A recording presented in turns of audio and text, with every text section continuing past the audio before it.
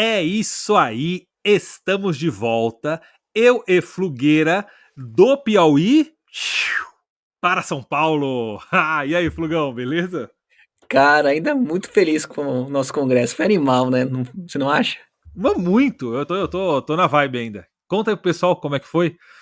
Pô, foi no Delta do Parnaíba, uma cidade ali no Piauí. Foi fantástico, foi o primeiro congresso chamado Concide. Nós fomos convidados pelo nosso colega Dr. Rurion, que reside lá, e ele é um membro do CDB. Inclusive, a CDB é muito legal nesse sentido, porque além de troca de conhecimento, formação, discussão de casos, nós vamos amigos e viajamos o Brasil inteiro, trocando experiências. É fantástico, uma família grande, né? Cara, eu ia falar isso. Porque a CDB, ela. Já vou fazer o merchan aqui. Ela tem atualização diária. O artigo saiu, a gente manda. Tem aulas quinzenais, com gente muito top. Inclusive, professor Rivera, já vou adiantar. Professor Rivera, do Condom de Rivera, intermediado pelo Marcos, Marco aceitou dar aula na CDB pra gente. Então teremos a nossa primeira aula internacional da CDB em breve, com o nosso querido cirurgião, professor Rivera. Estamos ansiosos pelo senhor, professor. E tem isso que o Flug falou, né? Tem esse networking. Então o Rurion, abraço Rurion, organizou junto com o seu grupo, né? O primeiro Concide e nos convidou. E aí a gente foi pra lá, né? Foi muito legal. Fantástico. Tem um monte de cirurgião trocando experiência, falamos com o Orlando Torres, né, um dos maiores nomes aí da cirurgia biliopancreática. Inclusive, estamos negociando ele para dar uma aula pra gente, né? É que ele é muito Tá, já mandei ocupado, mas acho mensagem que pra rola. ele. Eu já mandei mensagem pra ele. Professor Orlando, vamos dar aula pra CDB. Não, uma das melhores aulas que eu tive sobre ressecção pancreática, como Artery First, né? Ele fala um jargão da artéria PAD, né? APJ. APDA. Pancreato Fantástico. duodenal posterior, né? É muito legal, né? Cara, a viagem foi sensacional. Eu e o Flugão saímos daqui de São Paulo na quinta, né? Aí fizemos um voo direto pra Jericoacoara. O voo foi tranquilo, o Flugão levou esposa, criança, sogro, sogra. Foi muito divertido, cara. Eu vou num exército. Aí a família do Flug ficou em Jeri e a gente foi de carro para o Delta do Parnaíba. 3 horinhas de carro lá. Fomos com 2 colegas do Rio, gente boa demais, né? O Luiz Gustavo e o Alexandre Ferreira. 2 colegas aí e ficamos num hotel lá, a Imberê. Um hotel maravilhoso, beira-mar, aquela vista fantástica. E aí fomos pro evento. O que aconteceu foi que o Flugão, no sábado, voltou para Jeri para ficar com a família, né? E eu fui passear com o pessoal de lancha, Flugão. Te contei alguns detalhes já, acho que eu não contei tudo. A gente pegou um barco, 2 barcos, né? Churrasquinho, música e tal. Aí fomos primeiro para um povoado chamado Torto, em que a gente comeu caranguejo, que o pessoal pega ali no mangue mesmo. Bem legal. Ó, a Eu técnica de adoro tirar isso a aí. pata do caranguejo, cara, sem para não perder a carninha lá. O negócio tem que fazer uma residência para aprender a fazer aquele negócio lá. É só rir mais. Dói mais. Eu, urbano aqui, paulistano, tomei um couro daquele caranguejo lá. Mas deu certo, deu certo. Aí depois de lá a gente foi para uma prainha, acho que é Monte Branco, se eu não me engano, que, cara, tinha um senhor lá, barbudão assim, cabelo branco, barba branca, que ele mora numa palafita, entre umas dunas. Ele e um coati. Parecia um. Não, Coati. maravilhoso, parecia um ermitão. Aí eu tirei umas fotos dele lá. Cara, turista é uma merda. Cara, quem é miserável que nem eu, uma porcaria. Fiquei tirando foto do cara, né? Aí eu conversei um pouquinho com ele e tudo. Ele mora lá, foi incrível. Aí depois a gente foi para uma ilha para ver a revoada dos guarás. Guará é aquela ave típica da região. E aí, quando ele é filhote, o pessoal falou que ele se alimenta do sirizinho, do camarão, e aí a pigmentação, o caroteno vai na pena dele, né? Então eles ficam vermelhos, todo vermelho. Não é nem que é o flamingo, né? Que é só a pata, ele é todo vermelho. E lá por volta das 5h30, 6 horas, eles voam, eles vêm em bandos de várias direções para uma ilha, que é onde o predador não chega. E aí essa ilha é toda verde, a gente fica com o barquinho lá, de repente começa a ficar vermelha, vermelha, vermelha, vermelha. É lindo, cara, lindo, no meio do barco. Aí a noite Fantástico. foi caindo na volta, lua tava um quarto crescente, assim, então tinha aquela luz da lua, o pessoal vendo o jacaré, o reflexo do olho do jacaré no lago. Cara, foi muito bacana, o pessoal batendo papo. Flug, foi incrível, cara. É animal. Tomara que tenha ano que vem de novo. Tenha. Eu queria aproveitar para mandar um abraço pro pessoal que a gente encontrou lá. Faço questão de Sim. falar o nome de alguns aqui. Talvez eu cometa uma injustiça, esqueça alguém, Flug. Mas eu não posso esquecer de primeiro agradecer o Rurion, que foi nosso anfitrião, e a sua queridíssima esposa Milena. Rurion, muito obrigado mesmo. O Rurion tem um braço direito acadêmico, que é o Pércio, que é o preceptor da cirurgia geral deles lá. Queria parabenizá-lo porque os dois tocaram um congresso espetacular. Primeiro evento que eles fizeram um evento nível internacional, coisa mais linda do mundo de organização. E com os acadêmicos lá, né, que os ajudaram. Então eu queria mandar um abraço para todos os alunos que a gente conheceu. Eu não vou lembrar o nome de todos, mas eu guardei muito o nome do Tiaguinho, que foi um aluno lá muito bonzinho, conversou com a gente. A Aileen, a Laura. Lembra mais algum aí, Flog? Os Ah, acadêmicos eu não vou lembrar, cara. A Ilana, se eu não me engano, ou a Iana. Então, um abraço para o grupo de alunos, em nome do Tiaguinho, um abraço para todo mundo. E os colegas cirurgiões. Então, ó, o Juliano Campelo, do Maranhão, o Roclides Castro, que a gente ainda foi depois, Flug, comer churrasco na casa da irmã do Roclides. Ele levou a gente para comer churrasco lá, então um abraço pro Roclides. Professor Orlando Torres, lá do Maranhão também. O Alexandre Luiz, já falei. E um abraço especial pro Dos Anjos. dos Dos... Anjos. O Dos Anjos é o braço operacional do pessoal lá do Ruriol. Dos Anjos ele foi quase um anfitrião pra gente também, né? Levou e trouxe a gente. Ele é um PM lá da região, ele é da Rocan, trabalha lá. O cara é muito divertido. Conversa, engraçado, alto astral, conhece a região. Cara, diverti demais com ele. Ele é muito de boa. É animal, é verdade, muito querido. Manda, Flogão, um abraço de azul de metileno pra essa galera aí que eles merecem demais. Um abraço de Jesus de Metilena para todos os alunos da faculdade que receberam nosso muito bem, ao dos Anjos, que foi nosso segurança e guardião lá, na estrada, nossa, chegou rapidinho, eu nunca fui tão rápido assim, de um lugar pro outro. O cara de na Rocan, né, não tem medo de nada, né. Foi fantástico, e todo o pessoal do Parnaíba foi inesquecível. Muito bom, muito bom. E a gente sorteou um curso da CBE lá, né, da Cirurgia Baseada em Evidências, foi bem legal, a gente fez um sorteio. Quem quiser conhecer nosso curso de Cirurgia Baseada em Evidências, o link está aqui na descrição do episódio, assim como da comunidade do Bisturi. Cirurgia Baseada em Evidências é um curso de leituras críticas, em que eu, o Flug e o Gutão, que graças a Deus não veio hoje, então tá fluindo bem, nós separamos 6 ensaios clínicos randomizados sobre abdômen agudo, muito famosos: Panther, Waterfall, Chocolate, Diva, Lola, diverticulite, pancreatite, apendicite, o APAC, e nós fomos lendo um por um desses trials em tempo real com vocês e comentando.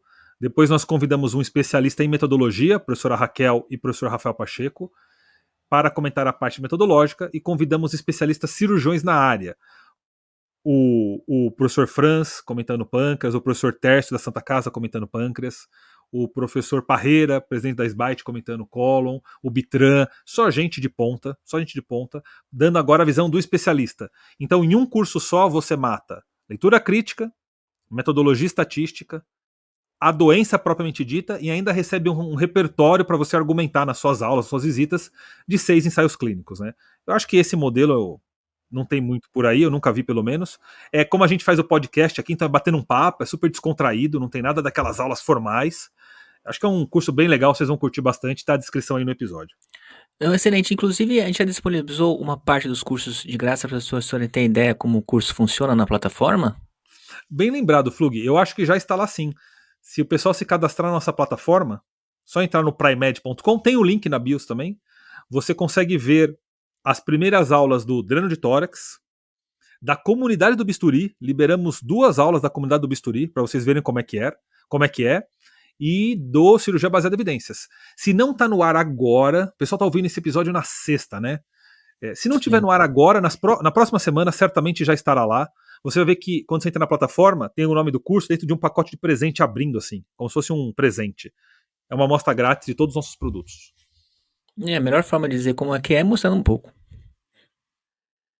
E vamos lá para áudio de maníaco? Mensagem de Áudio. maníaco, na verdade. Queria mandar um abraço pro Marcos Assis, que ele comenta no episódio de Queimado.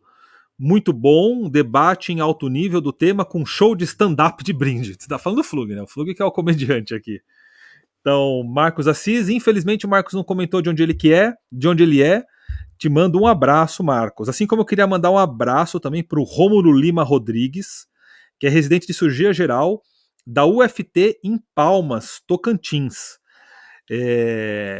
Ele mandou umas mensagens no Instagram pra gente, discutindo o caso, foi bem legal, e ele pediu para eu ressaltar um detalhe que a gente comenta numa aula, mas vale a pena ressaltar aqui. Vou ressaltar para você aí, Rômulo. Quando o paciente, Flugão, faz uma apendicectomia e o fecalito fica na cavidade abdominal, e ele volta com abscesso depois, ele estava perguntando se pode deixar o fecalito lá ou não, só drenar. E eu comentei com ele que tem que tirar o fecalito, né? Isso daí não resolve espontaneamente. Você drena, volta a infecção. Drena, volta a infecção. Você concorda, Flugão? Certamente, algo parecido quando há infecções por cálculo na vesícula biliar. Exato. Então, Romulo, esse fecalito tem que sair, tá? Obrigado pelo teu comentário, pela tua mensagem. Rômulo de Palmas, Tocantins. Abraço pra você. Um abraço baseado em evidências, que é o meu, e um abraço de azul de metileno, né, Flugão? Fala o seu aí. Fantástico. Mais um, Filinto Neres, episódio de Queimados. Mano, fala galera, podcast excelente. Obrigado, Filinto. Estou na preparação para as provas de residência no fim desse ano e acredito que essa atualização já será cobrada nas novas questões. Ah, ele está falando que a gente comentou as atualizações do atendimento ao queimado, né? Que talvez caia na prova. Não sei, Filintão, a gente acaba que a gente aqui, como a gente, eu, o Flug, tudo, a gente participa das nossas comissões de prova, a gente opta por não comentar nada de prova em nenhum momento, por questão de conflito de interesse e tal. O nosso enfoque é bem prático mesmo. Mas aí fica a dica do Filinto para vocês. Gostaria de pedir uma. Oh, agora prepara, Flugão. Ele quer uma aprovação de azul de metileno do Flugão, porque quando o Flugão deseja, até hoje não teve nenhum que não passou. Se o Flugão roga a bênção de azul de metileno sobre o candidato, ele derrama azul de metileno, derrama ao Flugão, derrama sobre o candidato seu azulão, o indivíduo é aprovado. Só tem um porém aqui, Flugão, você vai ter que decidir. Ele pretende prestar anestesia. Grande abraço e parabéns. Vai derramar azul de metileno nele ou não? Poxa, eu não sei se eu vou bolar essa bênção aí, Não, derrama, vai, mas Flugão, derrama. merece. Uma bênção de azul de metileno. Já era, Filinto. Tá aprovado. Flugão derramou azul de metileno em você. É bênção na certa, é aprovação de cara. E por fim, o nosso último comentário aqui, infelizmente também não falou de onde é que é, não deixem de falar, porque a gente gosta de mandar abraço, o Shinzato, Shinzato, Shinzato, ele manda sobre o queimado também, fantástico, esse episódio irá salvar muitas vidas, parabéns, Shinzato, obrigado pelo seu comentário, a gente espera sempre que o Mania aí, além de ser um momento descontraído no dia a dia de vocês, possa ajudá-los a tomarem boas condutas, boas decisões com os pacientes de vocês, porque o nosso objetivo último aqui, né, Flugão, é a saúde e o bem-estar dos nossos pacientes. Estamos aqui por eles e somente por eles. O que mais? Tô em mania, tô possuído pelo demônio. E-book. E-book, não pode deixar de falar, hoje é dia de imersão, você vai aguentar 15 minutos de merchan, porque é o nosso ganha-pão. Nosso e-book tá pronto. Saiu do forno. A gente escreveu a gente fez um áudio de um podcast, acabei que foi um monólogo que eu fiz sobre como escolher a profissão, né? A especialidade. Porque é uma demanda dos alunos, dos cirurgiões, sempre eles têm muita dúvida. E ao longo desses meus 10 anos aí de preceptoria de cirurgia geral, eu sempre percebia que quando o residente vinha com alguma dúvida, era o mesmo padrão, Flug. Ele tinha uma dúvida externa. Ou seja, ele olhava para as especialidades e ele escolhia mediante o que ele via e não mediante um processo dialético de olhar para dentro e para fora, do tipo assim, como que é ele escolhe uma determinada característica dele, ele olha para essa característica dele, nomeia essa característica, classifica, e aí ele compara com como essa característica dele é desenvolvida naquela especialidade. E nós elencamos 10 categorias, ou seja, são 10 características individuais que, podendo ser combinadas de diferentes formas, dão melhor match na especialidade. Como se você definisse qual que é a sua forma e a gente olhasse para a especialidade como uma forma. E a gente tem que ver qual que é a melhor forma para a sua forma. Deu para entender? Como se fosse Conheça-te ti mesmo, né? exatamente, Sócrates.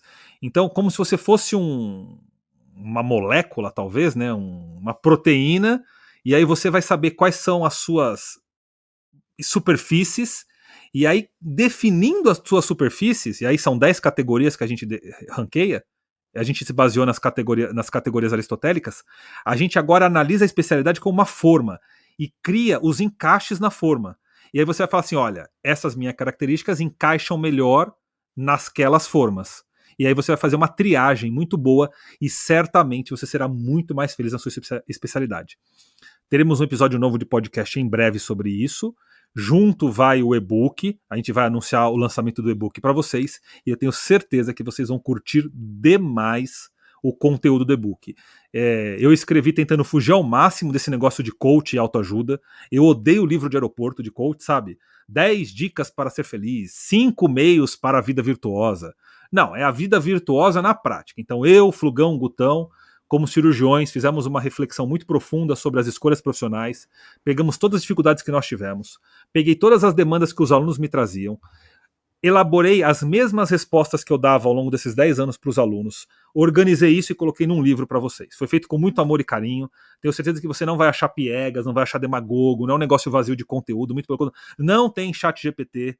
Cada letrinha ali foi digitada e pensada antes. E acho que vocês vão curtir muito. Cara, eu gostei muito dessa comparação da forma e forma. Ficou animal. Curtiu, Flugão? Acabei de inventar. Gostei. Acabei de Ficou inventar. boa, Não, cara. não tem forma e forma no livro. Talvez na versão 2 do e-book eu coloque forma e forma, mas ainda não tem. Curti. Bom, mensagem do nosso patrocinador? Exatamente. Nós vamos para o áudio do patrocínio. E, Flugão, o que vai ter hoje do episódio? Quem não leu a descrição vai encarar o que hoje? Nossa, hoje vai ser uma surpresa. Na verdade, esse episódio, ele começou com uma integrante do CDB, a Monique, né? Como eu falei, né? Começa a virar uma família. E ela assistiu o último episódio do professor Bruno Zilberstein, e ela pontuou uma parte que todos os cirurgiões ratearam na parte de precificar consulta.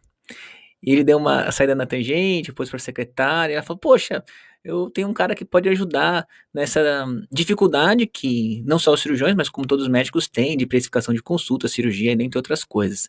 Então vai ser como é que eu posso ser, algumas ponderações, né, considerações de como você tocar um consultório, vamos dizer assim, vai. Maravilhoso. E olha, enquanto você falava, a mensagem que acabou de chegar aqui. Consegue ler? Consegue ler? Não, tá um pouco sem foco. Ah, Orlando Torres? Acabou de confirmar a aula na CDB. Olha, ao vivo, hein? Maravilhoso. Ao vivo, professor Orlando. Obrigado, professor, por ter aceitado. Estamos ansiosíssimos para ouvir aquela aula maravilhosa do senhor. PDA. PDA, PDA. Então, Flugão, áudio do patrocinador e na volta o nosso convidado. Fechou?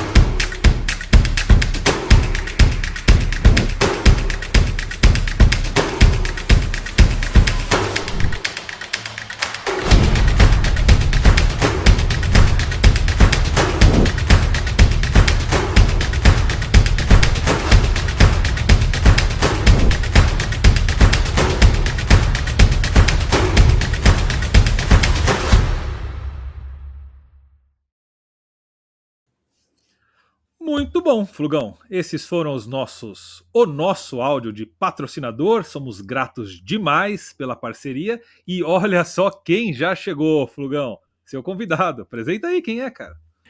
O Pedro Moraes Doria, também um colega médico, ele veio, como eu antecipei, através da Monique, uma colega nossa da CDB, mais uma vez enfatizando essa comunidade, essa família, que um ajuda o outro.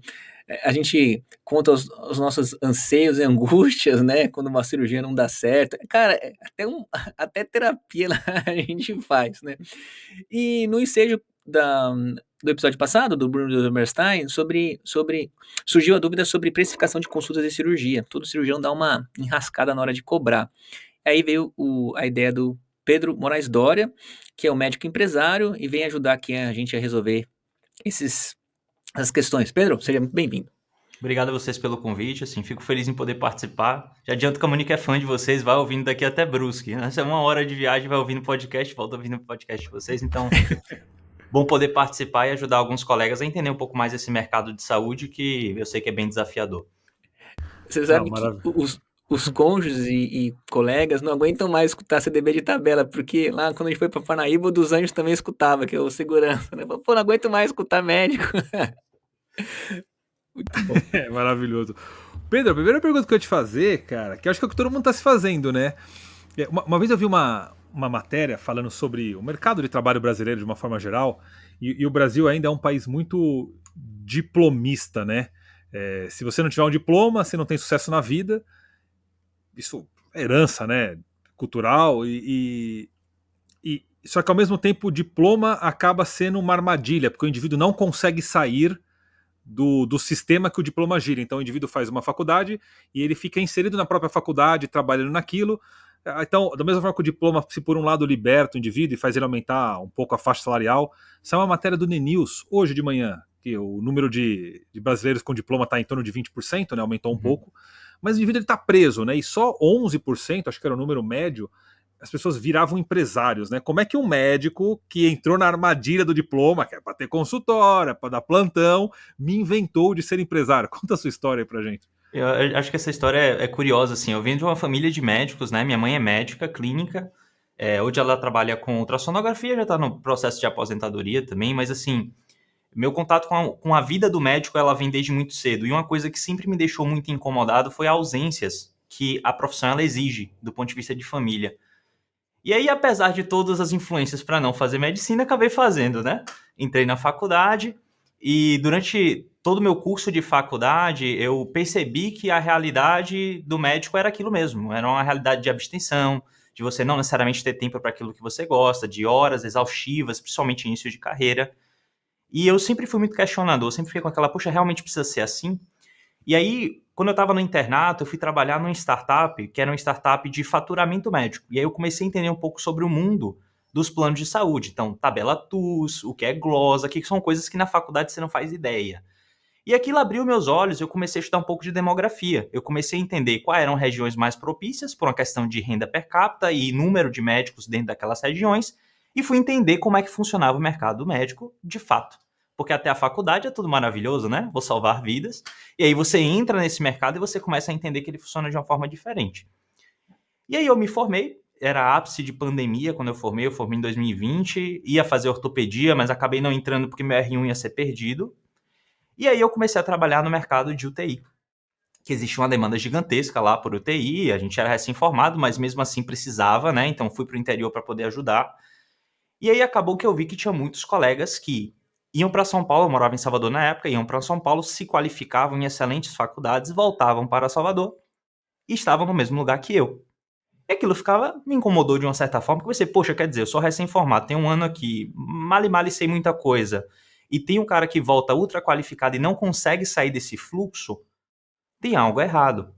E aí, nesse período, foi quando eu conheci minha esposa, que estava na R1 de cirurgia geral na época, e eu vi ela passando pelas mesmas coisas que minha mãe passou. Eu falei, nossa, essa história de novo. E aquilo me deixou inquieto. E aí eu liguei pro Daniel, que na época estava fazendo clínica médica aí no HC, e o Dan estava fazendo MBA de marketing digital, e eu estava fazendo MBA de finanças, porque eu sempre gostei dessa parte de economia e eu queria me capacitar um pouco melhor para os meus investimentos pessoais. Eu perguntei, pô, Dan, como é que tá funcionando o mercado aí em São Paulo? Ele falou, Pedrão, aqui tá a mesma coisa. Não muda muito, são 10, 15 anos para você se inserir em mercado, no início você tem que se render aos planos de saúde, não que seja uma estratégia ruim, mas alguns colegas não querem isso, querem ir para o mercado privado logo de cara. E aí eu pensei, pô, Dan, será que não tem uma forma da gente fazer um bypass nisso? Porque paralelo a toda essa conjectura, o que é que a gente tinha? O mercado de marketing digital sendo dominado por colegas não necessariamente com as melhores qualificações. Então, quem estava lá quando a gente começou a B2 no digital era aquele médico que o pessoal chamava de charlatão, né? O pessoal da ortomolecular, enfim. Eu falei, poxa, será que não tem como eu conectar o paciente com alguém realmente qualificado, que realmente vai impactar positivamente nesse paciente, ao mesmo tempo que eu consigo garantir a um colega bom uma visibilidade precoce e uma rampagem de carreira mais curta? E aí foi aí que eu embarquei no marketing médico. inicialmente entendendo que os colegas precisavam se expor um pouco mais para que o paciente encontrasse informação de qualidade. É uma obrigação moral nossa povoar a internet com ciência para que esse paciente ele tenha realmente acesso a mais qualidade de vida, menos complicações. Só que eu vi que também não era o suficiente, porque às vezes a gente tinha visibilidade, mas a gente não tinha um processo estruturado de vendas. Então, muito médico contrata o marketing, porque acha que isso vai resolver todos os problemas, mas na maior parte das vezes ele só piora, porque você não tem um processo correto de gestão, você não tem uma boa secretária, e aí degringola tudo. E aí começa a história, né? E aí depois a gente foi desdobrando para as outras empresas que foram criando soluções para cada um dos problemas que foram aparecendo na jornada. Cara, abrir consultório é muito barra pesado, porque você é um empresário, você é uma empresa médica e você foi feito para operar 36 horas sem dormir e sem tomar banho, sem comer, né? Você foi preparado para ir para uma guerra de Esparta que de repente você fica atrás de uma mesa de escritório. Pelo menos o cirurgião é muito assim, é muito díspare o preparo que você tem e as habilidades que você tem que ter no consultório, né? Totalmente. Aí, Eu digo que o grande problema do médico, muitas vezes, que ele segue uma carreira muito academicista, é que ele chega lá no final e ele vê que muitas das coisas que disseram para ele que eram as mais importantes, não necessariamente são. Então você se forma, tem um excelente currículo, você vai, faz um fellow, vai para o exterior, e isso é muito importante para que você seja um bom profissional. Só que muitas vezes o seu paciente ele não enxerga isso como diferencial. E aí você precisa se ver na situação de precisar se vender para o seu paciente, e isso ofende de certa forma, porque ninguém te disse que você precisava disso. É. E aí eu vejo que todo esse processo, às vezes afasta o médico do que ele precisa fazer para ele ter um consultório de sucesso, que é entender quais são as novas habilidades que ele vai precisar aprender para ele ter sucesso naquele novo momento de carreira dele. Não dá pra gente achar que o que te faz bem sucedido dentro da academia é o que te vai fazer bem sucedido dentro de um mercado. São coisas completamente diferentes. acho que o equivalente seria um piloto de avião ao final do seu curso ter que aprender a montar o avião, tem Sim, que aprender a vender passagem aérea. Né? O cara aprendeu a pilotar avião, o cara não sabe construir uma aeronave, né? Aí tem o Boeing gigante, que ele é louco para dar plantão lá, que é louco para pilotar, mas aí ele. Cara, é muito sem nexo a forma como a medicina mudou e a faculdade não acompanhou, né?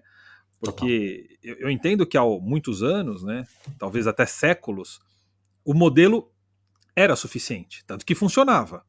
Né? Só que aí as coisas foram mudando, a dinâmica do mercado mudou, o marketing, etc. E a faculdade continua com o mesmo currículo nuclear de 1800, do John Hopkins lá, né? Do Halsted, cara. É muito paraláxico, né? É um anacronismo muito forte. Aí o coitado do aluno sofre, né? Ele se forma, ele fala, agora onde é que eu uso essas coisas? Como é que eu aplico tudo isso? Não, meu amigo, próxima faculdade, né? Para agora aprender a ser médico, né? Eu acho que isso daí, você pode me corrigir, Diego, você manja mais, mas vem dessa herança das cruzadas, porque, se eu não me engano, nas cruzadas começou a ter as primeiras ordens de apoio médico nas batalhas, aí foi crescendo, depois acho que virou algumas coisas de Santa Casa, não havia um sistema de faturamento, né? O médico não tinha muito nítido esse contrato, né? Herdado já pela essa escola medieval, né, europeia, né? E a oriental eu não conheço, mas a nossa, que é o Ocidente, né, veio dessas as cruzadas e essas Santa Casas, não tinha cobrança, então é até meio, parece feio o médico, o cirurgião cobrar, né, parece feio o médico comer durante um plantão, ele tem que ser um semideus, né, é estranho. E aí o que acontece? Uma hora o cirurgião tem que cobrar a, a cirurgia, horas, né? E você vê como no episódio do professor Bruno, como ele pede para a secretária. Então, já puxando esse gancho prático, cara, aonde eu vou me basear no preço de uma, sei lá, vamos lá, uma vesícula? Qual que é o preço que eu vou cobrar numa vesícula em São Paulo, por exemplo? E quem que deve fazer essa cobrança? Eu, minha secretária, instrumentadora? E aí? Pronto. Pensando nisso, o processo de precificação ele é uma ciência bem curiosa, assim, porque ela depende de vários fatores que dependem também da tua etapa de carreira. Então, entendendo no macro, o que é que um médico precisa fazer para ele poder se inserir no mercado de forma inicial? Ele precisa de exposição. Então, como ele precisa se expor para que a indicação role, muitas vezes o médico é que ele faz? Ele olha para os lados e fala, meu professor cobra quanto? Ah, ele cobra 7 mil. Ah, então eu vou cobrar 5, porque eu não sou tão bom igual ele ainda. E fica por isso mesmo. Mas você precisa fazer, para fazer uma precificação correta, primeiro você faz um estudo de despesas, para você entender o que é que está relacionado à sua estrutura como negócio, e depois de custos, para que você entregue esse serviço. E em cima desse estudo de custos e despesas, você coloca uma margem. Tipicamente, em negócios de serviços, a gente espera ter uma margem líquida ali em torno de 50%. Só que eu não te respondi, né? Porque como é que eu precifico mesmo assim? Entendi, beleza, mas como é que eu faço isso na prática? O que é que eu gosto de pensar? Eu penso que o cirurgião, extrapolando um pouquinho mais, não pensando somente em procedimento, entrando em consulta, o cirurgião ele precisa ter a sua agenda de consulta cheia. Porque a consulta é uma pequena parcela do faturamento do cirurgião, a maior parte é ticket de cirurgia propriamente dito. Então, se você tem uma taxa fixa de fechamentos de consultas em cirurgias, quanto mais consultas você tem, melhor. Aquilo que eu tinha falado um pouco antes contigo. Se hoje eu tenho uma consulta um pouco mais cara, eu tenho uma barreira de entrada para as pessoas chegarem no meu consultório. Então, às vezes, se minha taxa de conversão de consultas em cirurgias é de 30%, se eu reduzo o meu valor de consulta, eu vou ter mais consultas. Logo, eu vou ter mais cirurgias realizadas e dessa forma eu vou ter uma exposição de mercado maior. Então, para que esse cirurgião de início de carreira, o que é que ele quer? Ele quer ter o máximo de consultas possíveis para que o máximo de pessoas operem com ele e consigam, assim, se inserir no mercado através do processo de indicação. É complexo eu dizer exatamente o quanto esse cirurgião deve cobrar, mas o que é que eu gosto de pensar? Muitas vezes você atende pelo plano, e aí o plano vai te pagar, vamos supor, X. E aí você quer cobrar particular 3x, porque é o que os outros cobram. Mas existe uma lacuna no mercado brasileiro que eu gosto de chamar de SUS Premium, que é aquele paciente que ele é SUS, mas ele tem dinheiro para pagar um particular, mas ele não tem um plano. Então ele fica meio assim, às vezes a Apivida, o pessoal do Nordeste conhece bem, né?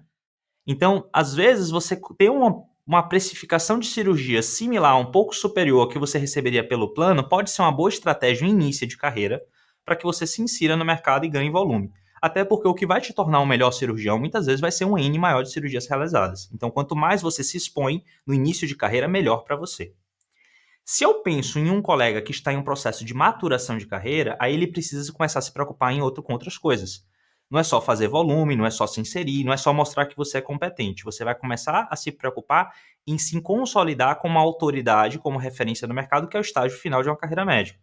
Que é todo mundo falar assim, quem é bom disso aqui na cidade? Ah, é doutor fulano de tal. Pronto, ok.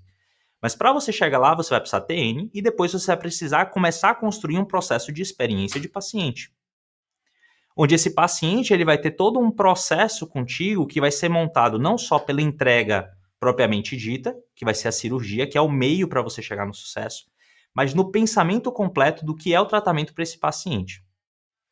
E a gente vai fazer essa precificação com base no que o mercado cobra, claro, na sua estrutura de custos e despesas, botando uma margem em cima disso, com a margem saudável, como eu falei, em torno de 50%.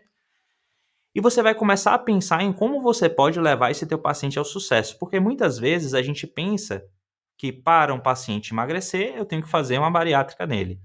Ok, mas ele vai aderir à atividade física, alimentação? Será que ele é um paciente que vai ter uma desnutrição? Eu não sei. Eu preciso olhar e entender esse paciente como um processo de tratamento mais complexo. Então, o cirurgião, muitas vezes, ele quer fazer a parte dele, mas ele não pensa que o tratamento do paciente envolve uma série de fatores. Para a gente fazer isso, eu preciso construir um plano de tratamento para ele. Então, eu deixo de precificar somente cirurgia e começo a precificar nesses planos para uma inserção e maturação de mercado melhor. Não sei se respondi a tua pergunta exatamente como você queria, mas é um processo complexo de a gente entender essa maturação. E Pedro, eu vou dar uma viajada aqui. Eu vou tentar ver se eu sou claro e você me acompanha. É, quando a gente fala em precificar, né, a gente está querendo dar valor monetário, né, a gente está querendo transformar um processo num número. Né?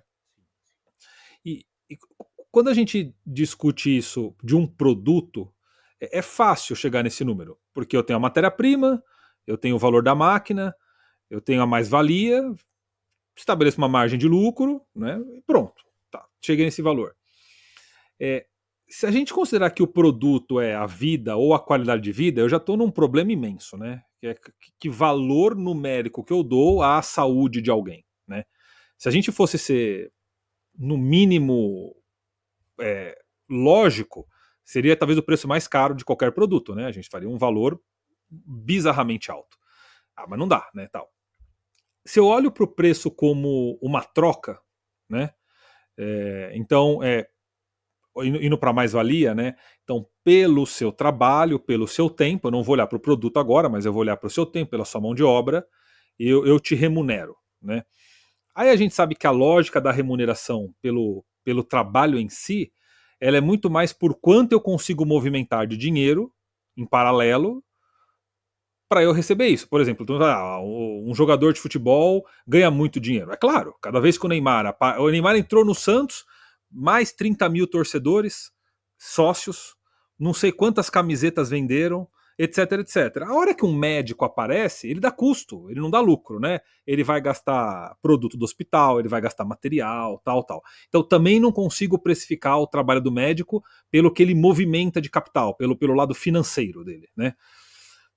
Bom, então não consegui pelo que ele produz em termos de matéria, porque a vida não é uma matéria, não consegui em termos do que ele movimenta, porque ele não movimenta, ele não é atrativo, ele só dá gasto, ninguém quer o médico, né? Todo mundo só quer o médico quando precisa. Tá, então eu vou tentar pelo valor social do negócio.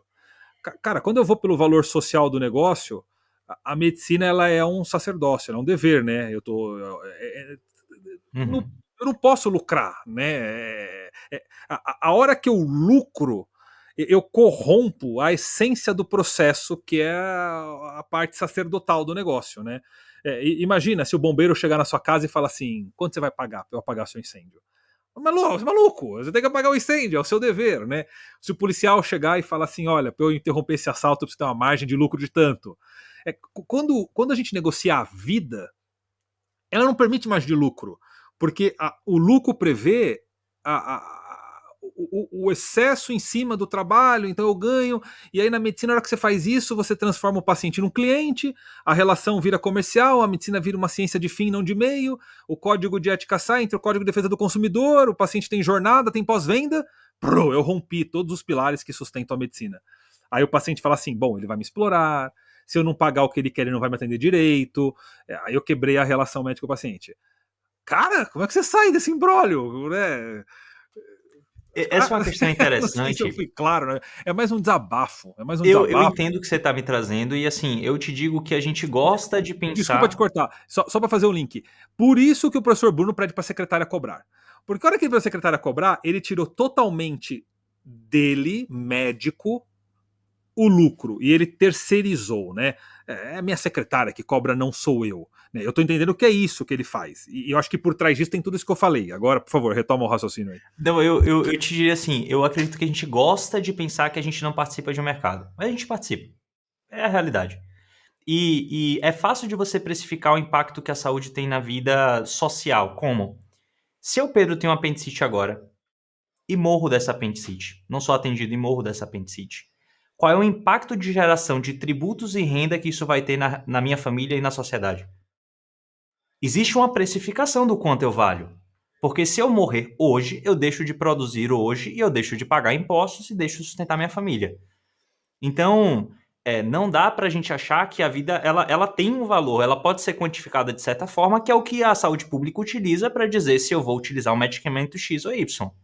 Às vezes eles deixam o paciente ter uma complicação, isso é uma escolha de saúde pública, tá? Não tô... Esses são coisas reais, são cálculos que é feito na saúde pública. Se eu não desse medicamento, quantas pessoas vão se indenizar no INSS? Qual é a complicação que vai ter? Será que vale a pena eu deixar de ter esse problema ou não? Isso existe. Então, a gente gosta de pensar que a gente não está imerso em um mercado, mas estamos.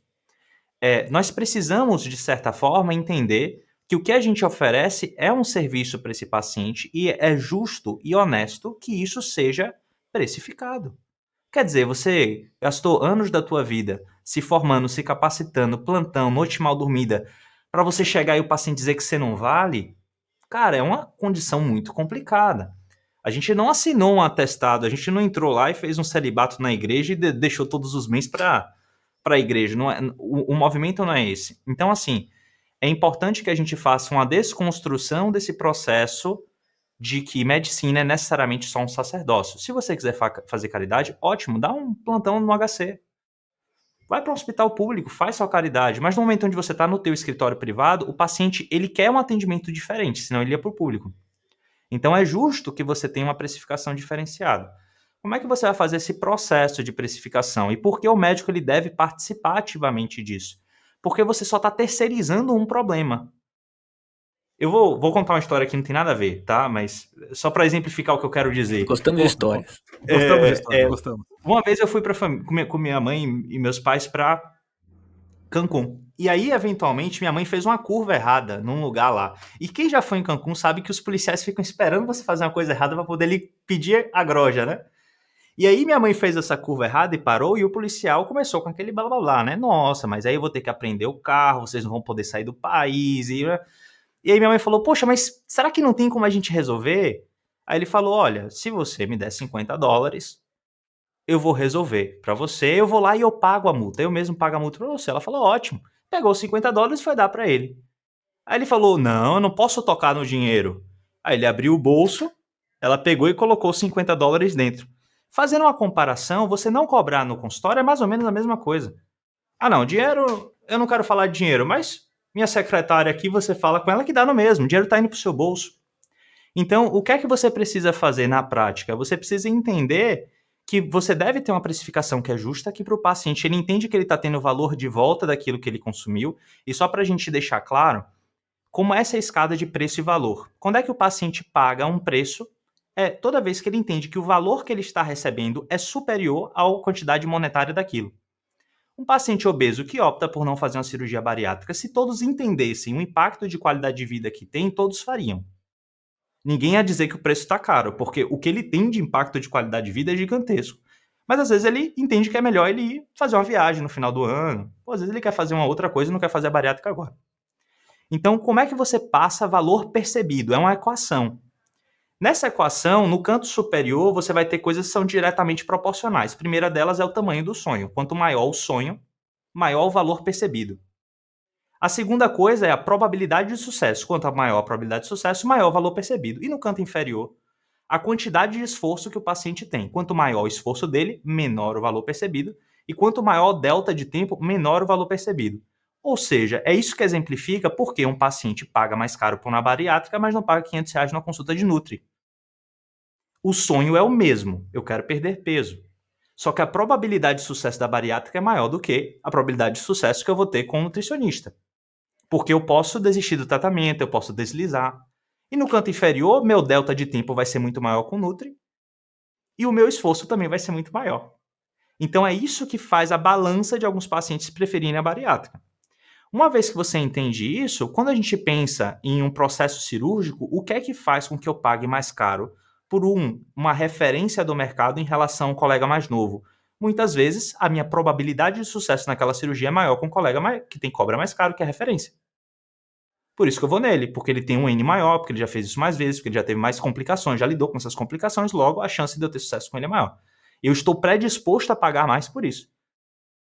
Então, é importante que os colegas entendam que é isso que vai fazer o paciente fechar ou não contigo. Se na cabeça dele, o valor que ele vai receber de volta de um determinado procedimento vai ser superior à quantidade monetária que ele vai ter que dar em troca. E isso vale para tudo, tá? Eu entendo que é um processo doloroso, da gente se afastar do que é... Na verdade, a gente quer cuidar dos outros. Eu não quero ficar trocando dinheiro por tempo, por cirurgia. Eu quero fazer o meu trabalho. Mas, de toda forma, você vai precisar viver essa dinâmica de mercado. Se a gente tenta se afastar dessa dinâmica, a gente muitas vezes é machucado por ela. Então é importante que a gente aprenda como lidar com isso de uma forma que seja justa e honesta para o paciente, mas que também valorize o seu tempo para que você, Diego, consiga curtir o seu final de ano com sua família. É justo. Para que você consiga atingir os seus objetivos financeiros, é justo também. Olha quantas pessoas você salvou no curso da tua carreira. Não é justo que você consiga ter também uma qualidade de vida disso, que você consiga proporcionar à sua família coisas? Então, eu acho que nem a gente ir para o campo da exploração, da soroterapia, da maluquice, mas a gente também não ficar achando que a gente vai ser o médico do SUSão que fica dando plantão pro resto da vida. Então a gente tem que encontrar esse ponto de equilíbrio. Se você quer fazer trabalho comunitário, excelente, você faz isso também.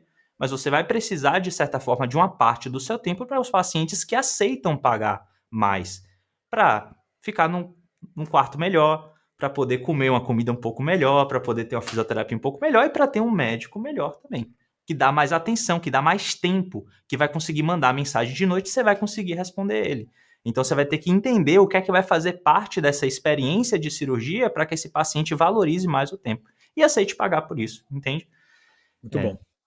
Eu acho que é uma ressignificação da cabeça do médico entender, especialmente aqueles que vivem muito tempo na academia, se distanciar dessa medicina sacerdócio que eu vivi, mas minha geração é um pouco diferente. Eu acho que a geração que está na faculdade hoje já pensa completamente diferente da gente, tá? Não sei se esses valores eles estão lá. Sim, mas... sim, completamente. O que eu tinha de dúvidas, a primeira é que eu, no meu consultório, eu sempre cobro o mesmo preço, porque muitos cirurgiões, eles reponderam o valor da cirurgia, o procedimento, de acordo com o poder aquisitivo do paciente. Então, num paciente mais rico, eles cobram mais caro, no paciente mais pobre, eles cobram mais barato. Eu acho isso perigoso, porque eles podem trocar informações e isso pode pegar mal, mas eu vejo que isso acontece. A outra é se deve-se entrar na barganha do preço. Alguns pacientes pedem descontos, se o médico deve ceder ou não, ou parcelar, ou seja, entrar no mercado mesmo, né, nas vantagens financeiras do mercado. É isso que eu tinha dúvida, com a experiência Posso sobre... contar uma história muito rápida antes de ele responder? Manda. Tem um professor meu da faculdade, não vou falar o nome, que ele me ensinou a cobrar uma vez. Eu falei, agora como é que eu cobro, professor? Nesse daí, né? Assim, ó, você vai fazer o seguinte: o paciente vai sentar lá para você dá uma olhada, tal, né? Analisa. Ah, quanto que é a vesícula, doutor? Então, ó, essa vesícula custa 15 mil. 15 mil? Tudo isso? Não, veja, tem a minha parte, tem o anestesista, tem as visitas, tudo. 15 mil, preciso diluir esse valor, tal. Ah, tá bom, doutor, tal. Aí você fala assim, doutor, quanto que é a vesícula? 15 mil. Tá bom, doutor. Ó, veja, 15 mil é a minha parte. Ainda falta o anestesista, não sei o quê. Fantástico. É E quando assim você que não se quer cobra, operar, Plugê. você põe um Plugê, preço aprende com caro. o pai, é assim que se cobra. Boa. Eu gosto, assim, o que eu acho que é o correto, assim, você perguntar o que é que eu, Pedro, faço nas empresas. Eu cobro o mesmo preço para todo mundo, porque eu entendo que não é porque você tem, não é porque o seu carro é mais caro que você tem que pagar mais IPVA. Eu acho que todo mundo roda no mesmo asfalto com o mesmo peso sobre eixo. Eu acho que é isso. Mas eu entendo que se você entende que um paciente tem uma chance maior de complicação, você pode precificar o seu pós-operatório de forma diferenciada. Então, ele é um paciente que tem indicativos, ele já operou barriga antes, ele é um paciente que tem um sobrepeso, que você acha que vai ser uma cirurgia mais dificultosa, eu acho razoável que você tenha uma precificação diferenciada, considerando que a chance de complicação é maior. Então, você está precificando como se você estivesse dando um prêmio para uma possível complicação que você vai ter no futuro e que você não cobraria novamente para o paciente para reoperar, né?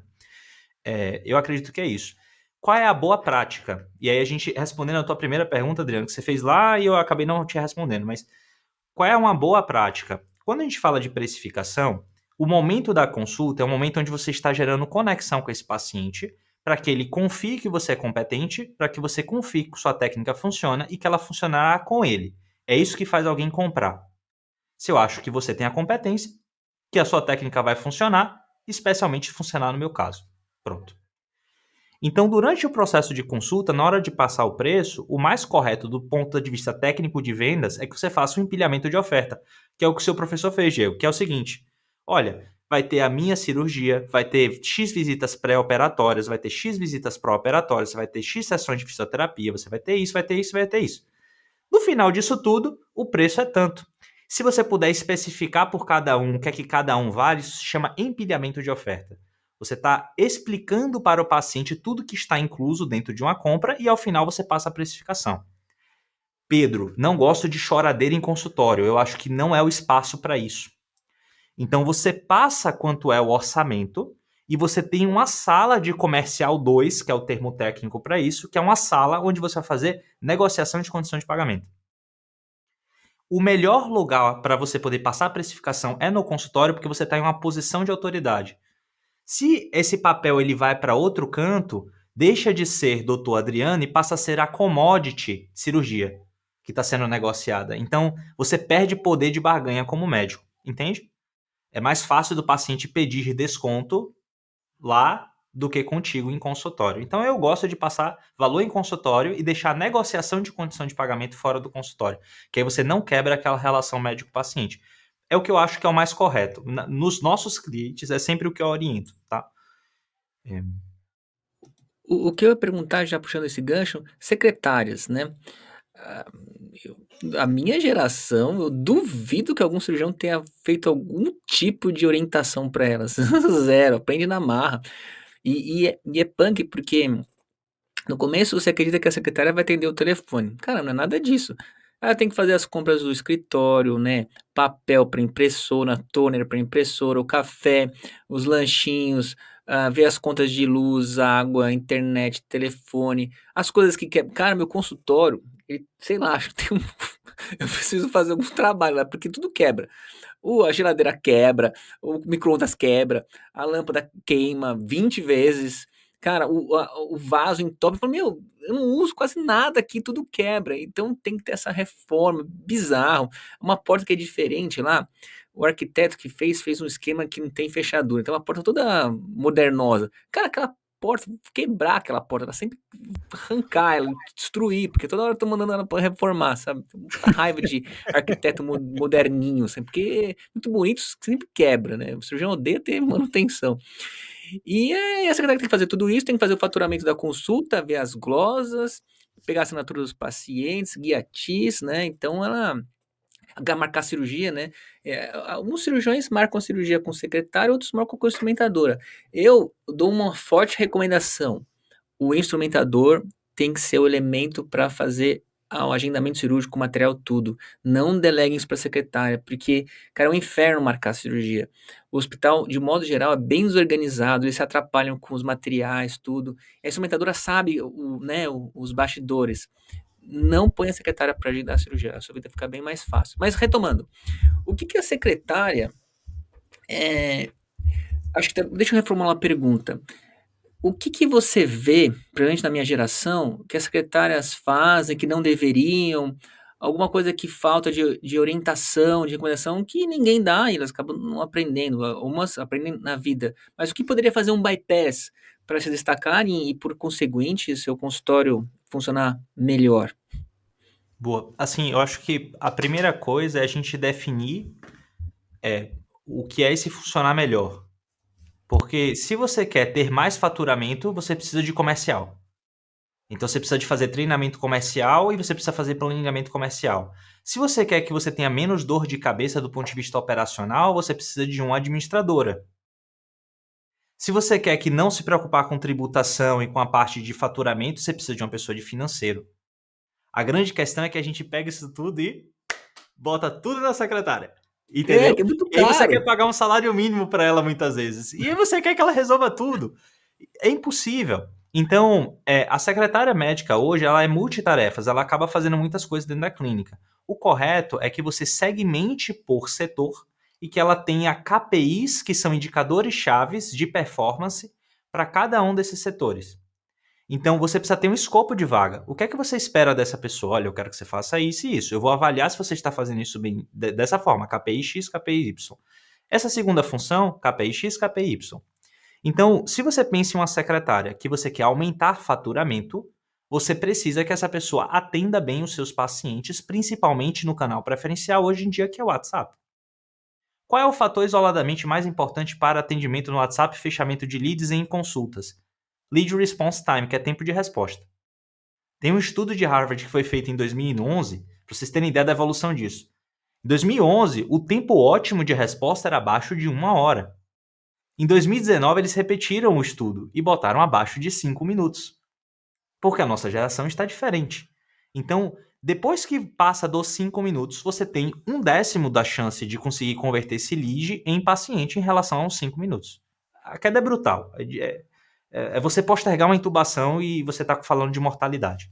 Então, Cara, meu é consultório isso. deve demorar uma meia hora, 1 hora para responder. É isso. Então, assim, Por, quando você. por isso que eu mando o artigo na CDB em 2 minutos. Pronto. Quando a gente pensa em atendimento comercial, a gente precisa de velocidade de resposta. E a gente precisa de uma correta triagem e planilhamento dessas pessoas para você entender o que é que está acontecendo no seu consultório. Quantos pacientes entram em contato? Desses que entram em contato, quantos agendam? Qual é a principal patologia que eles buscam? É plano? É particular? Qual é a cirurgia que eles querem fazer? Qual é a porcentagem desses pacientes que agenda? Isso é taxa de agendamento. Aqui eu estou avaliando a qualidade da secretária em engajar esse paciente no processo de compra. Depois que ele agendou, quantos faltam? Se você tem uma taxa de faltas muito alta em relação aos agendamentos, você tem um problema de sales engagement, que é engajamento de vendas. Quer dizer que você não está nutrindo esse lead, não está mantendo relacionamento com esse paciente para que ele compareça na consulta. E se ele sai da consulta e ele tem uma baixa taxa de fechamento, aí pode ser um pitch comercial inadequado, um processo de venda comercial inadequado ou mesmo um erro de follow-up. Então, para você saber onde você está o problema comercial, você precisa metrificar todas as etapas de venda. É uma avaliação similar a você olhar exame laboratorial. É um processo de organograma. Estou com baixas vendas no consultório. O que é que pode ser? Não sei. Será que é uma baixa geração de pacientes novos, uma baixa geração de leads? Não sei, tenho que metrificar. Não, eu tenho lead suficiente, tem gente me procurando, ligando para o meu consultório, tá? Mas a secretária está atendendo rápido, está atendendo bem? É um problema de taxa de conversão de secretária? Não, ela está conseguindo converter aqui 20 a 30%, que é um benchmark de mercado. Ok, mas eu estou tendo muita falta? 70%, menos de 70% dos meus pacientes comparecem? Parece que não. Então eu não tenho problema de sales engagement. Aí eu tenho muita gente que está chegando na consulta, mas não está fechando o procedimento. Ah, então eu vou avaliar agora meu processo de vendas.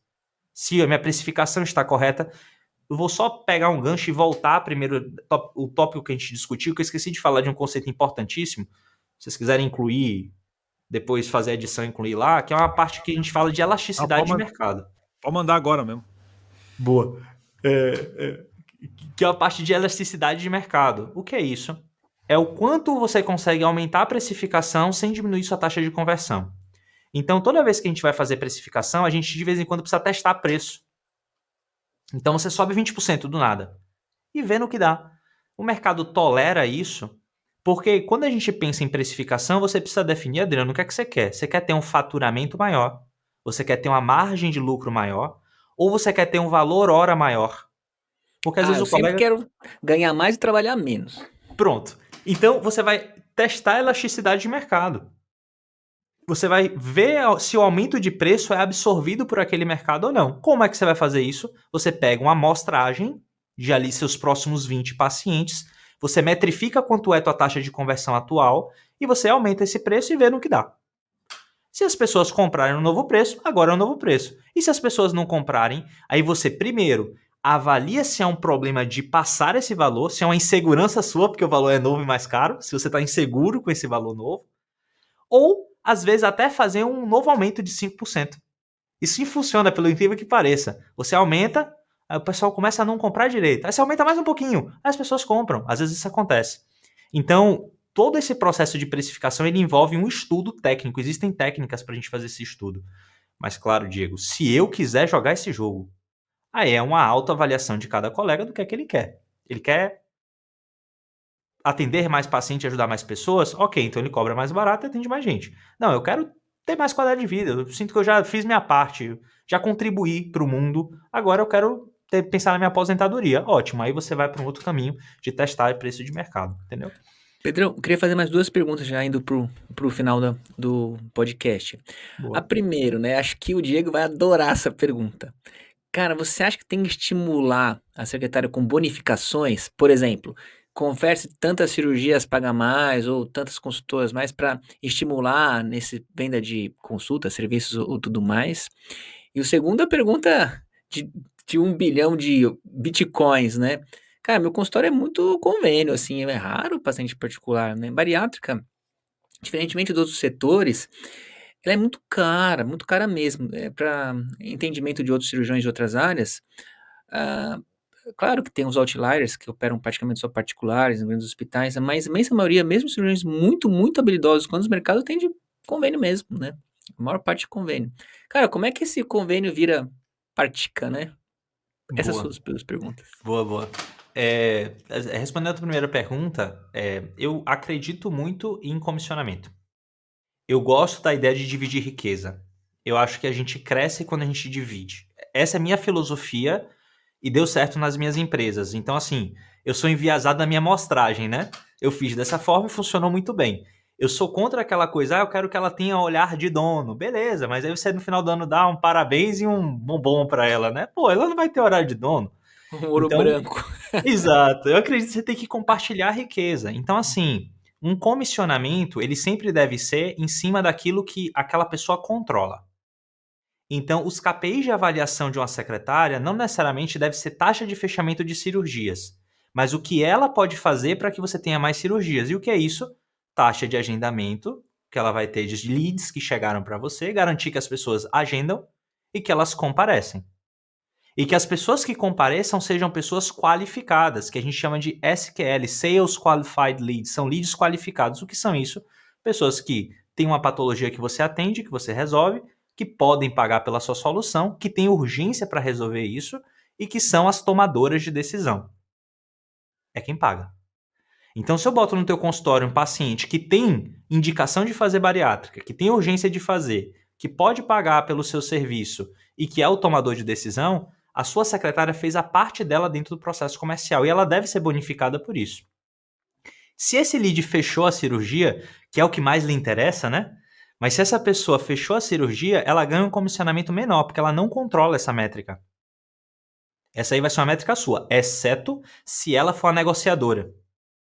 Mas aí o perigo só é, se você tem uma secretária só e ela é multitask, como é o caso da sua secretária, às vezes pode ser que ela priorize muito falar com essas pessoas que estão em processo de fechamento e deixem os leads do WhatsApp de lado. Ou mesmo esqueça de reparar nas coisas da clínica e de fazer as outras coisas. Então é importante que essas funções estejam muito bem definidas, entende? E que esse comissionamento ele seja um comissionamento de forma integral. Existem critérios também para a gente fazer isso. Posso abordar um pouco depois, assim, se vocês quiserem, lá no finalzinho eu falo novamente sobre isso para não ficar também muito longo. Mas sobre isso que você me perguntou a respeito de como atrair esses pacientes em perfil particular, aí a gente vai entrar um pouco no processo de marketing, mas marketing médico, embora ele pareça confuso, ele é fácil de se entender. O que é que eu preciso para eu te trazer mais pacientes? Para vocês dois, o que é que eu preciso? E para os colegas que estão em casa. Eu primeiro preciso que as pessoas saibam que vocês existem, porque por mais que a gente ache, e mais capacitado e conhecido que a gente seja, a maior parte das pessoas não sabem quem nós somos. Passo 1. Passo 2. Uma vez que a pessoa sabe que você existe, eu preciso que essa pessoa queira se consultar com você. Que você consiga gerar autoridade e desejo para que esse paciente queira agendar. E por fim, eu preciso que essa pessoa consiga agendar com você. Então a pessoa que te viu, que quis, que ele mande uma mensagem que ele seja respondido num tempo razoável e de forma agradável. Pronto. Se eu tenho isso, eu tenho paciente no meu consultório. Porém, quando a gente fala de especialidades médicas, a gente precisa dividir ela em dois polos. Eu tenho medicina de necessidade, que bariátrica é uma necessidade, tá? Para o paciente obeso. Ok. Mas ele entra num outro polo médico que é a medicina de desejo. O que é o paciente de necessidade? Eu tenho um câncer coloretal. Eu preciso fazer uma cirurgia, senão eu vou morrer, eu vou ter impacto direto de qualidade de vida, imediato. Se eu preciso de uma resposta rápida para um problema meu, e eu preciso ser preciso, qual é a plataforma onde eu vou procurar isso? Muitas vezes Google. Se eu quero comprar uma geladeira 2 portas Brastemp, eu vou no Google. Qual é a desvantagem do Google, que é uma plataforma de intenção, de busca rápida, de tempo de compra baixo? É que é uma plataforma onde você se posiciona como uma commodity. E o paciente ele é pouco fiel, afinal de contas ele está buscando um cirurgião bariátrico, e não necessariamente o Dr. Adriano. Então essa é a desvantagem da plataforma. Ela é rápida, mas se você tem uma precificação um pouco diferente, você acaba sofrendo um pouco para poder converter esse lead. Quando eu penso em desejo, eu preciso ter um relacionamento e eu preciso gerar uma coisa que eu chamo de branding, que é marca. Eu preciso que essas pessoas elas confiem em você e que elas queiram, que elas tenham tempo de relacionamento. Muitas vezes a gente vai fazer isso dentro de Instagram, que é uma plataforma de interrupção. Você está navegando, eu te interrompo com propaganda. Mas eu te sigo e fico tendo relacionamento com você durante um tempo mais alongado. Então, para eu trazer pacientes de desejo, que é a bariátrica, está em desejo, Cirurgiões pediátricos também tá em desejo. Por quê? Porque a mãe tem um processo de compra muito longo, porque ela quer ter certeza que é o melhor para o filho dela. Ela tem um cuidado muito grande, muito maior do que se fosse para ela. Então vem para o desejo, que não é um desejo, mas entendam, é só o processo de compra que se assemelha a desejo. Então, dentro do desejo, o que é que eu preciso? Eu preciso ter visibilidade, mas eu preciso ter um relacionamento de mídia social bom. Para que essa pessoa olhando tua mídia social, ela fale, nossa, doutor Adriano é muito bom mesmo. Eu quero me consultar com ele. E infelizmente você vai cair no antes e depois. Porque o paciente do bariátrico, ele compra o resultado. Ele não vai comprar o processo, entende? É a gente entender como é o perfil de pensamento do paciente. Então ele quer entrar no teu Instagram e ver a cirurgia que o doutor Adriano faz é boa, funciona mesmo, os pacientes estão satisfeitos, os resultados que ele gera são bons resultados? É isso que ele quer ter certeza. Então, para isso, você vai precisar ter esse processo de relacionamento no Instagram bem feito. Cara, meu Instagram, eu falo tudo menos isso. Eu falo de dieta de corante, eu falo de mitocôndria. Eu não sei como é que o Pedro, eu não sei como é que o Flug deu certo. Depois você tem que estudar o caso dele, viu? Pedro, assim, eu tô quieto porque eu tô curtindo demais tudo que você tá falando. Tô curtindo muito, assim. Quando ele É... fica quieto assim, cara, é que a máquina tá funcionando, Não, cara. não, Ele não vai dormir, esse cara, O mas. não tic-tac vou, tá não ali, né? vou, não vou.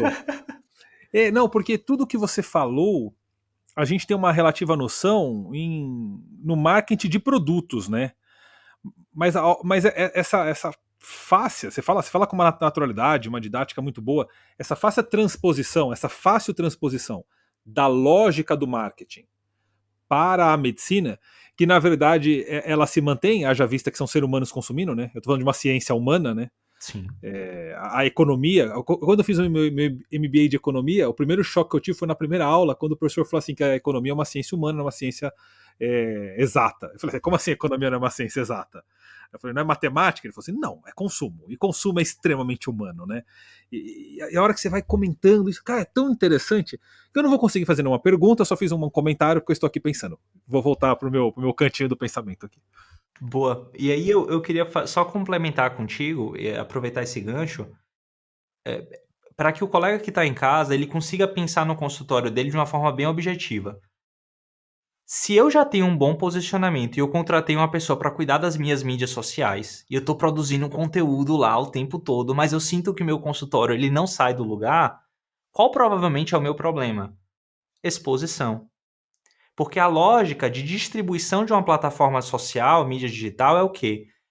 Você, Adriano, produzindo um conteúdo técnico a respeito de nutrição no paciente pós-bariátrico, está competindo pela mesma atenção que uma pessoa com pouca roupa, que um bebezinho bonitinho, que um cachorrinho, que uma receita de bolo, que uma viagem para a Europa. Então é difícil de você viralizar como médico, é quase impossível. A não ser que você produza um conteúdo que vai te trazer um público completamente desqualificado. Você faz alguma dancinha, algo engraçadinho, a pessoa não tá te seguindo porque você é competente, mas sim porque você é engraçado. Aí na hora que você pivota isso para falar de coisa séria, a pessoa desengaja. Então é melhor você ter uma base pequena de seguidores, mas seguidores que gostam de você e lhe respeitam, do que você ter uma base enorme de seguidores de pessoas que estão ali por outros motivos, que não pela sua competência profissional. Então, quando você vai avaliar o seu consultório, você tem que avaliar sempre nesses 3 pilares.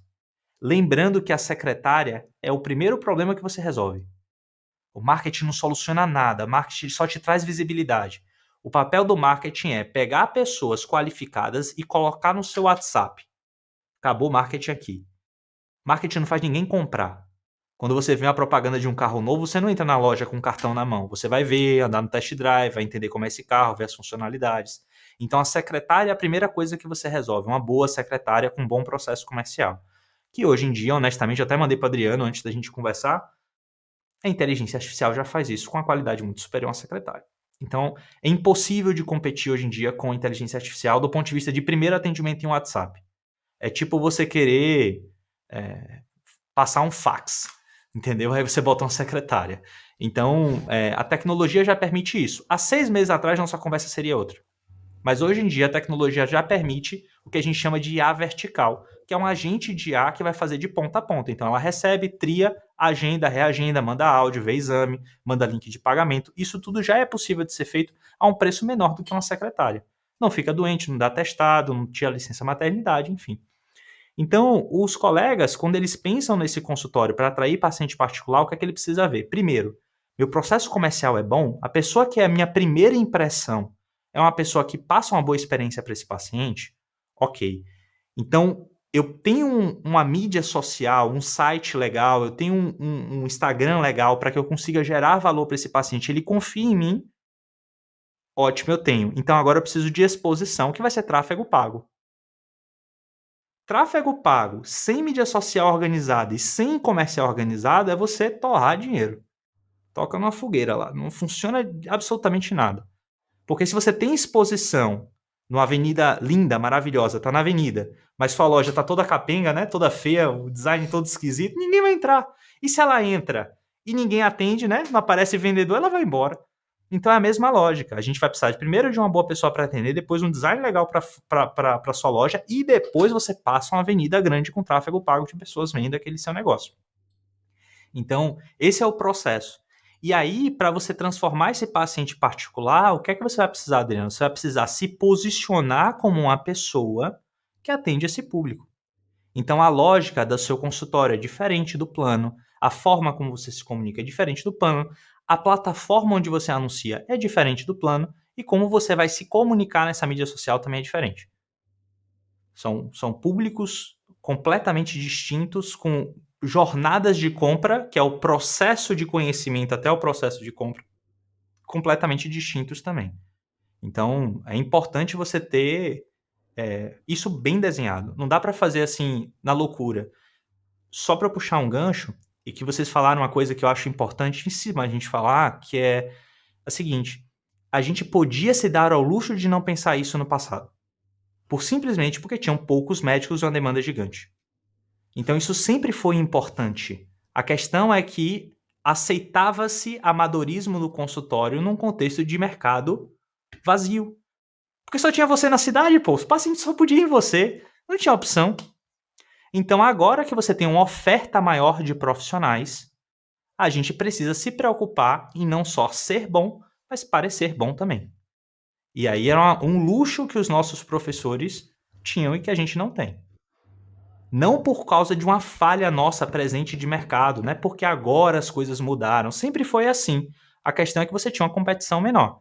A gente cresce 6% ao ano em número de médicos e 0,6% em população geral.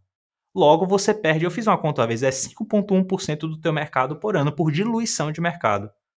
Daqui a 10 anos, você vai ter 40% menos de pacientes se você não fizer nada diferente.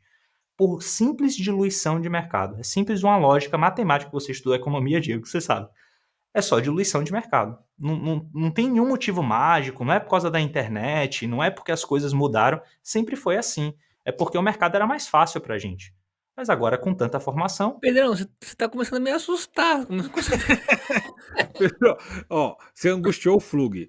Dá pra gente uma solução. Então, o colega nosso tá ouvindo a gente agora. Ele se angustiou, né? Ele tá se diagnosticando com você, tá fazendo uma terapia aqui. E ele quer.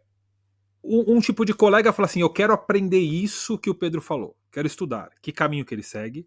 E o outro fala assim: olha, não tenho tempo, eu quero contratar isso. Quem é o profissional que ele procura? Qual que é o curso que ele faz? Qual que é o profissional que ele procura? Boa. Eu quero ser um Pedro e eu quero contratar um Pedro. Me dá os caminhos aí. Boa. Assim, se eu puder fazer o meu jabá, né? Faça, a gente tem as fazer. duas soluções, na verdade, na B2. Eu tenho um processo de assessoria, onde eu vou executar para você com a equipe completa, e eu tenho um processo também de consultoria, onde eu te ensino o que eu faço. São dois produtos. Honestamente, eu vou fazer o jabá do caso da B2, porque o marketing médico ele tem uma série de regras e particularidades que o marketing digital ele não compreende. Então, nós temos a resolução do CFM que nós precisamos seguir, que tem regras específicas. Então, a gente não pode fazer qualquer tipo de marketing. E alguns tipos de marketing agressivos, de desconto, de tráfego pago louco, de tráfego para público quente, ou para público frio, perdão, para público frio, que é aquele que não te conhece, que funciona no marketing tradicional, talvez no marketing de negócio, de educação, que não funciona no marketing médico. Então, para que o colega que está angustiado e que acha que é um problema enorme, é relativamente fácil de resolver isso. Ele só precisa entender que agora ele vai precisar desenvolver outras duas habilidades, que é a habilidade de gerenciar o próprio consultório e entender como é que funciona do ponto de vista financeiro, E ele vai ter que rodar marketing, que qualquer outro negócio no mundo precisa rodar marketing. E o nosso consultório não é diferente. E aí o processo é simples, como eu falei para vocês. Ele vai precisar ter exposição, fazer um tráfego, que não precisa ser em altos volumes, mas um volume razoável, principalmente dentro do Google, para a maior parte dos colegas, para o Meta, em alguns que trabalham com desejo. Tem uma produção de mídia social que não precisa ser blogueiro, você não precisa produzir conteúdo todo dia, não é stories o tempo todo, mas é você ter um conteúdo lá intencional. Ter alguns posts que vão comunicar as dores que os pacientes vão te buscar. Então, o que é bariátrica, como é que funciona o processo, como é o pós-operatório, o que devo me preocupar, o que devo observar. Para que esse paciente que chegue lá no perfil do Flug, por exemplo, e veja, poxa, esse é o profissional que eu quero, é assim que ele se comunica, essa é a energia dele. Eu não preciso ser do cinto da Gucci para poder vender na internet, né? Eu posso ser um profissional sério. Tem muito paciente que quer um profissional qualificado e sério. Mas eu preciso me comunicar com essas pessoas. Primeiro, atraindo elas através do tráfego pago, depois produzindo um conteúdo intencional. E, por fim, garantindo que a minha secretária vai conseguir entregar isso. Então, não é o caos. É só que a gente vai precisar desenvolver habilidades um pouco diferentes. Mas o que é que eu posso dizer para vocês que estão ouvindo e que podem se preocupar com isso? Através de um processo de marketing bem estruturado, a gente consegue transformar muitos consultórios. Já tive vários colegas que estavam apenas em plantão e que hoje têm a sua agenda de clientes particulares ou de pacientes de plano, que também não é ruim não, tá? Todo mundo quer ir para o particular, mas plano às vezes faz sentido. Então, isso dá para fazer num horizonte de tempo relativamente curto, 9 a 12 meses, para também não achar que é mês que vem começou o tráfego pago, tá rico, que não é assim. Então, no horizonte dá para se fazer. Agora, você precisa de ajuda. Quem são os profissionais que vão te levar a isso? Muitas vezes são profissionais que são estrategistas de marketing. Tem o tráfego pago, tem o copy, tem o design, mas tudo isso precisa funcionar junto. Especialmente agora que a gente está entrando num contexto de IA que vai fazer tudo isso, tá? Copy é feito por IA, a gente tem design sendo feito por IA, tráfego já está sendo feito por IA, então vai baratear muito para o médico. Porque antes você tinha um feed de agência ali de fazer seus 3, 4 mil reais, isso provavelmente vai baixar para 1,5, 2, num horizonte de tempo relativamente curto. Agora vai diminuir a barreira de entrada também, né? Mais colegas vão anunciar porque vai ficar mais barato fazer o anúncio. Então, o que é que eu acredito? Sem caos, o mercado ainda precisa de bons profissionais, embora é um mercado mais cheio do que o nosso até da advocacia. Você tem 2 milhões de advogados no Brasil, né? 1% da população do Brasil é advogado. Tem profissionais que se destacam, que têm bom faturamento. Agora, aqueles que não se preocupam em desenvolver as habilidades e a experiência com os seus clientes acabam ficando para trás. Tá. Não sei Então, se só para organizar, então, se eu quiser aprender, eu tenho que fazer uma consultoria de marketing médico, certo? você pode fazer uma consultoria. Tem muito conteúdo gratuito no nosso canal do YouTube, da B2.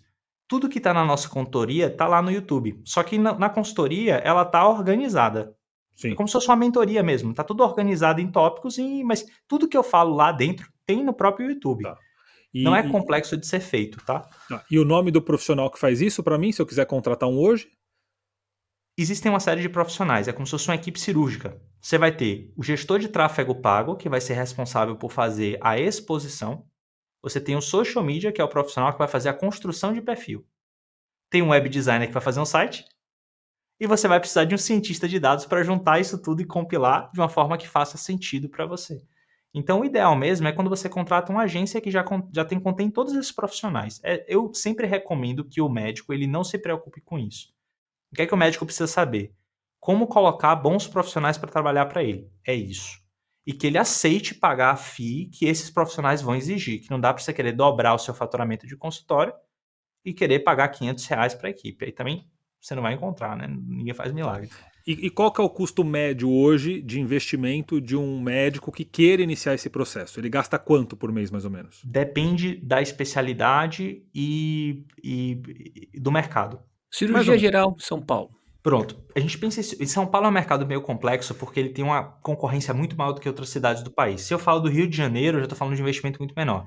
Mas, por exemplo, se você quer ter um projeto legal de Google para você fazer seu tráfego no Google, se você atende plano de saúde, trabalha com necessidade e muitas vezes resolve, você vai ter um custo médio entre R$2.500 e R$3.000 de mensalidade junto com o tráfego pago. Então, empresa mais o que você vai colocar na plataforma. Se você quer, por exemplo, cirurgião bariátrico, quer fazer uma estrutura muito mais robusta, em que você vai precisar de social media, tráfego pago, aí você já vai ter um custo ali entre seus 5.500 a 6 mil reais. Não é um investimento pequeno. O que é que vocês vão precisar observar para julgar se isso está valendo a pena ou não? Existe uma métrica que a gente chama de ROI. Então você pega o quanto você tem de potencial de faturamento e você divide isso pelo valor que você investiu nessas mídias. O quanto é uma fração, né? Então, o quanto tiver disso vai ser o ROI. Espera-se que, no mínimo, você tenha 3 vezes de retorno para cada real investido. Mas claro que isso depende de uma série de fatores que não unicamente o tráfego pago, né? A secretária tem um Perfeito. papel importantíssimo no retorno sobre investimento quando a gente fala de marketing. Acho que você vai ter que voltar, Pedro. Essa é a conclusão, né? Porque a gente tá com 1 hora de episódio. Se É, considerar a abertura, deve estar dando 1 hora e 20. A gente perdeu todas as mãos no episódio, mas foi muito bom. Eu tô muito feliz. pô, Pedrão, muito obrigado mesmo. Foi fantástico. A gente vai combinar um segundo momento, porque é complexo, é muito diferente pra gente isso aí. É. Boa. Pedro, passa um Instagram aí, um e-mail, algum contato aí. Boa. Se vocês quiserem entrar em contato comigo, pode entrar mesmo, Pedro M. Doria, tá no Instagram lá. O nosso YouTube é B2Med, né, que é o nome da empresa, que é a empresa de marketing.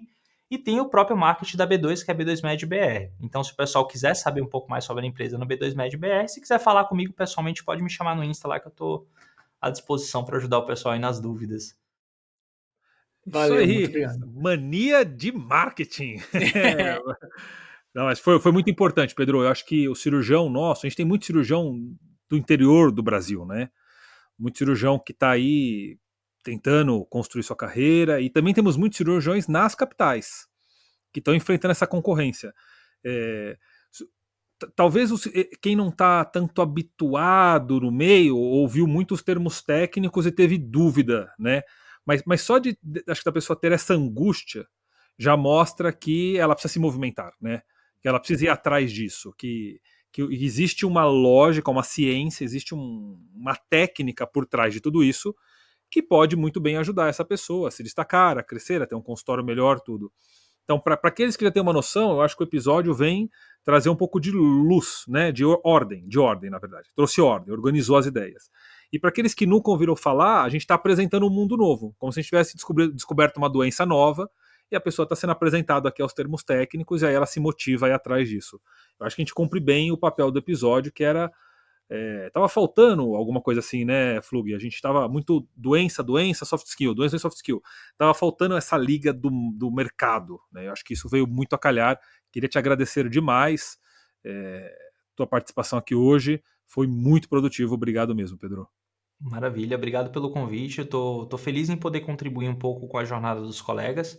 Sei que às vezes dá um pouquinho de desespero, mas garanto a vocês que é um mundo que é fácil para o médico de compreender. A questão é que a gente nunca se expôs a esses termos. Mas quando a gente tenta trazer isso para uma lógica de patologia e a gente organiza isso, a gente tende assim, poxa, tá faltando isso, então é isso, né? Tá faltando isso, então é isso. Então fica Uhum. mais simples. E fico feliz em poder contribuir um pouco na compreensão dos colegas. Se posso deixar uma mensagem final Claro, para os vontade. colegas, eu acredito que é que isso é algo que todos precisam saber, entender, compreender, que não é tão difícil de descobrir. Assim, eu acho que coisa de 6 a 7 horas de estudo, o colega já consegue entender de forma bem ampla o que é que está acontecendo e gerenciar o time para ajudá-lo nessa jornada. Sabendo que essas são habilidades, sim, muito importantes dentro do mercado, independente de onde você está no país. Em algumas regiões é mais fácil, em outras um pouco mais difícil, mas através do esforço e de um bom serviço, que acaba sendo, sim, o mais importante, a gente consegue vencer esse mercado e prosperar. Eu acho que essa aqui é a mensagem positiva final, assim, para o pessoal também não achar que é um mundo inacessível, né? Fantástico. Pedrão, muito obrigado, Diegão. Adiós. Adiós.